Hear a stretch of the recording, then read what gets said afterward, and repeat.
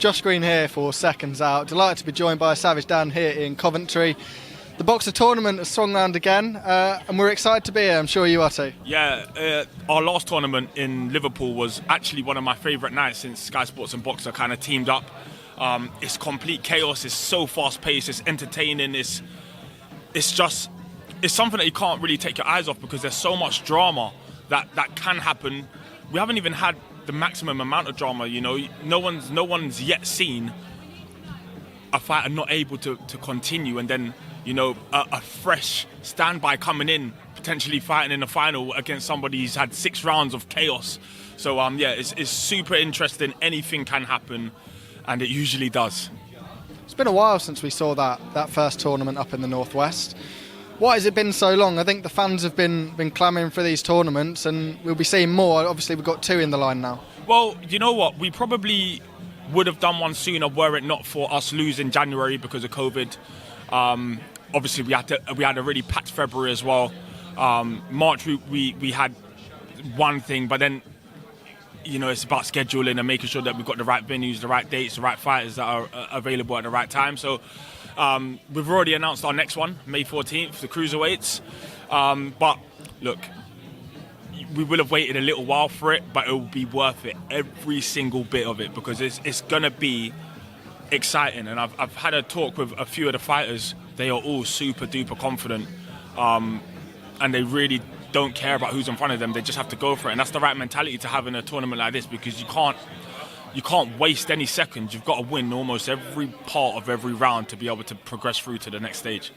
Is that the thing for the fighters? They've got to go right from the outset, right from the first bell. They've got to go for it because they know if you go one round down, it's a long way back already. Yeah, well, that's the thing, you coast and lose your first round, and you're now under pressure to win the next 2 or to get a knockdown, or you're under pressure to have to claw them rounds back. So a fast, good start is essential for every fighter in it. However, it doesn't mean you have to go gun-ho.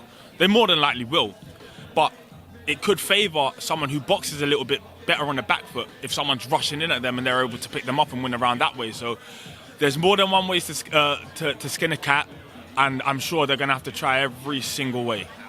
In terms of the fighters that we've got in this tournament, I think you'd have to say Ryland Charlton is the man that's got the most experience. He's fought on Sky cards, the likes of Florian Marku, obviously beat Joe Laws a year or so ago. Do you make him the favourite for this tournament? I'm not sure. He's not the most experienced in terms of fights, but fights at this level on Sky Sports on a stage like this, he's 100% the most experienced. Sean Cooper will be the most experienced in terms of fights, and they'll be able to lean on their experience and use that. However, when you've been a pro for so long and you've fought in 10-rounders and 12-rounders, sometimes you forget how to set a fast pace over 3 rounds.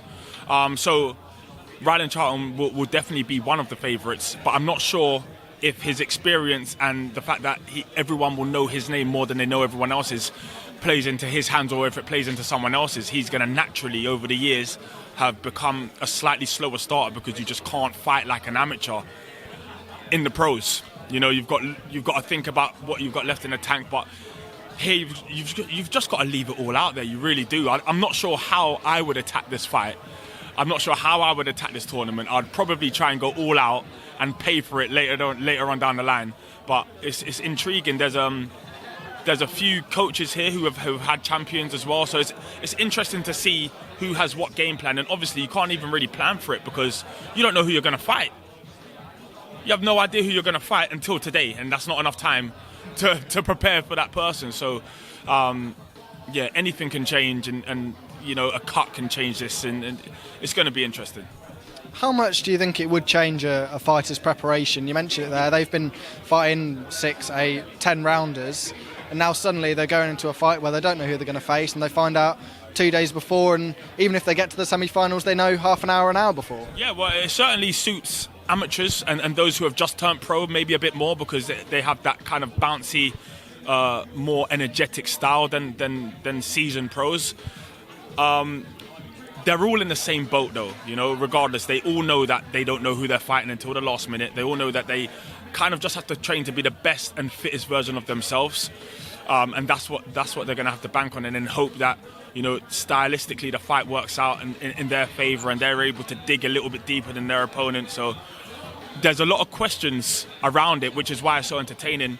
And the good thing about it is these are fighters that, although 6 of the 8 are unbeaten, most people won't know who they are. Most people sitting at home watching Sky won't know who they are. But it shows our commitment to grassroots boxing. We want to make sure that everybody gets an opportunity and everybody gets a chance. And the last 3 tournament winners have gone on to sign long-term deals with Boxer. Mikel Lawal, Corey Gibbs, Zach Chelly, all on long-term contracts. So it's not necessarily just about the prize pot and the money. It's about the opportunity to be able to showcase your skills live on Sky Sports. You say what it's done for those 3 fighters you mentioned there. Tion Gibbs is on this card. His brother Corey Gibbs won the tournament a few months ago. Do you think he will have been tapping into the mind of his brother? Well, I sure would have. If my brother had won a tournament like this, I'd like to know how he did it and what he would have changed and what he would have done differently. But from what I've heard, Tion is very much like his brother, a very good, slick boxer, 8-0, very good amateur record as well. So this kind of tournament definitely lends itself to him, maybe more than a couple of the more experienced fighters. If I am Tion, I'm in Corey's ear. I want every bit of support and advice and everything that he can give me. But essentially, you've got to get in there and do it. The advice is advice, and good advice is good advice, regardless of who it comes from. But you've got to be able to get in there and perform. Cheers for your time, Dan. Really appreciate it, and I'm sure we'll see you on Saturday night.